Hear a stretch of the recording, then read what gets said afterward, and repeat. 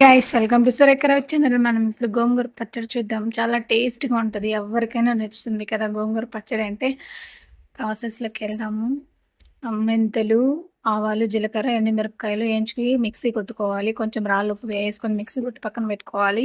ఒక పాన్ పెట్టుకొని ఆయిల్ వేసుకొని గోంగూర, పచ్చిమిరపకాయలు వేసుకొని ఆయిల్ అనేది పైకి తేలేంత వరకి ఉడకబెట్టుకోవాలి గోంగూరని. ఇంకో మిక్సీ జార్‌లో ఎర్రగడ్డలు, కొంచెం చింతపండు వేసి కచ్చపచ్చగా దంచి పెట్టుకోవాలి. మళ్ళీ కచ్చపచ్చ దంచి పెట్టుకున్న దాంట్లో మనము జీలకర్ర దంచి పెట్టుకున్నాం గదా! ఆ మిశ్రమాన్ని అందులో కలిపేయాలి. మళ్ళీ గోంగూర అందులో కలిపేసుకొని మిక్సీ కొట్టేసుకొని తిరుమాత పెట్టుకోవడమే. టేస్ట్ సూపర్‌గా ఉంటది.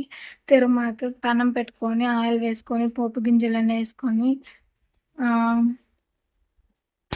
ఇంగువ కొంచెం వేసుకొని ఇంకా ఈ గోంగూర పచ్చడిని అందులో కలిపేసుకొని వేడి వేడి అన్నంలో కాస్త నెయ్యేసుకొని తింటే సూపర్ టేస్ట్ ఉంటది. మీరు ట్రై చేయండి. సబ్స్క్రైబ్ చేసుకొని, లైక్ చేసుకో